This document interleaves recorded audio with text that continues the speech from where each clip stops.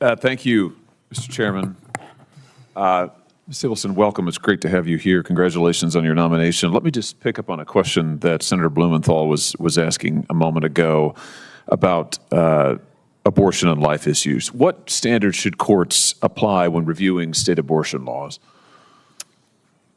What the court held in Dobbs was that the Constitution doesn't say anything about, does not provide a right to abortion. And as a result, Dobbs returned the issue of abortion to the people and the representatives state by state, and said essentially this is not a question for federal judges because it doesn't say it in the Constitution. It's a question for the people in the democratic process. And that is the effect of Dobbs. And as a result, the state democratic process is now the process that has control over that issue. Hello, everyone. Welcome back to the channel. If you're new here, I'm your independent political analyst, no spin, no tribalism, just facts, context, and thoughtful commentary. Today, we're breaking down a Senate hearing where Senator Josh Hawley questioned a judicial nominee on some of the most contentious legal issues in America: abortion, religious liberty, and free speech. Hawley's line of questioning and the nominee's careful answers give us a revealing glimpse into how these debates may play out in the courts moving forward. What about federal legislation affecting abortion? Federal legislation affecting abortion would be subject to the same, scrutiny as other federal legislation. It has to fall within Congress's enumerated powers, first and foremost. What's the precedent or lines of precedent that would govern any review of federal legislation related to abortion? Well, I mean, a few lines of precedent might potentially be relevant. Whether it's legitimate Commerce Clause or Spending Clause legislation is probably the first question that comes to mind, depending on how the law is structured. And if not, whether there is some other, affirmative hook in the Constitution that provides Congress with the power to pass that law. So you recognize Dobbs then as the controlling precedent when it comes to life questions. Is that what I'm hearing you to say? From the Supreme Court, yes, yeah, Senator. And the Seventh Circuit or anywhere else for that matter, correct? Absolutely. I mean, if there's any contrary Seventh Circuit precedent, Dobbs would supersede that. Absolutely. And I'm sorry, go ahead. No, absolutely. And I would faithfully follow Dobbs. Good. And you regard it as controlling precedent and as settled law? Yes. Let me ask you this. How should courts weigh the rights of medical providers who object on conscience grounds to participating in abortions? The Supreme Court's decision in Hobby Lobby reflected the fact that employers have important religious rights to, resist the government's requirements that they provide certain forms of health care to which they object. What about doctors?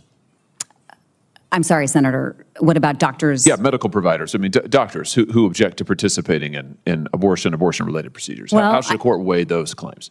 I think I should be somewhat circumspect because there is, litigation pending around the country, and so the canons of ethics preclude me from prejudging these questions too much. But I think the basic method of analysis would follow the Supreme Court's approach in Hobby Lobby, but extending it to that context. What about pro-life sidewalk counseling outside of clinics? Is that core First Amendment speech? Sidewalks are recognized by the Supreme Court as core, public fora where the rights to free speech are at their zenith, or at their strongest. And there's no difference. It doesn't matter if it's an abortion clinic or something else you're saying. I mean, regardless, the fact that the sidewalk is a traditional public forum should control the analysis, whatever the facts of the case may be. Yeah. Generally, Senator, under Supreme Court precedent, content or viewpoint-based discrimination in the context of a traditional public forum is viewed with extreme skepticism. Very good. Let me ask you about free exercise questions. Should the free exercise clause be given the same strength and weight of other fundamental rights like free speech? Absolutely. The free exercise clause, I believe, the very first clause in our Bill of Rights, for a reason. So it is. How should courts evaluate claims of religious liberty when they conflict with generally applicable laws? The Supreme Court has spoken to that recently in cases like 303 Creative, and some other, Espinoza, Fulton. And what the Supreme Court has established is that even generally applicable laws don't carry with them an exception to the First Amendment's free exercise clause. And so if the application of what looks like a generally applicable law, like let's say a funding restriction, has the effect of discriminating against people for their religious practice, then that can violate the First Amendment. Does the Trinity Lutheran case have any bearing here, do you think? Yes, thank you, Senator. The Trinity Lutheran case concerned, if memory serves, funding for those playground grounds. We've all seen them with kids that are made of, recycled tires. Correct. And there was a state program to fund playground grounds of recycled tires. And a church playground, applied for funding, and it was denied on the grounds that, we don't provide funding to church organizations. And so what the Supreme Court held in Trinity Lutheran was, no, you can't do that. If you have a general funding program, you can't discriminate against some of your recipients simply because of their religious faith. And how does that interact with the Smith case? The Smith case held that general laws of, I think, neutral applicability don't necessarily violate the free exercise clause. And Smith remains a precedent of the Supreme Court that I would follow. But in the last, 12-ish years, the Supreme Court has explained that Smith doesn't mean a state can effectively exempt a religious entity from a state benefit, which is what was happening in cases like Trinity Lutheran. Yeah, last question, Mr. Chairman. I think you're Mr. Chairman now, right? Yeah, very good. Just one further question on Smith. So in the Trinity Lutheran case and the Hosanna Tabor case, the Supreme Court said, well, Smith actually is about physical acts. It's not about other things. How do you understand that? I'm not asking you to grade the court. I'm not asking you to go beyond what the court said. I'm just trying to figure out how you're a student of the law. You've worked at that court. You've litigated at that court. I'm just trying to figure out how would you as a judge, you're going to have to read these intersecting lines of cases. What does that mean to you? How do you interpret that? Though that distinguishing of Smith, what do you think that means? How does that cash out? That's a tough question, Senator. I think the Supreme Court is, struggling with Smith in many of these religion cases. I think, the other thing that it said in City of Fulton against Philadelphia was that Smith didn't apply there because although there was a general policy, it was one that the city was granting exemptions to, sort of left and right. And so there are certainly exceptions to Smith that the court has recognized.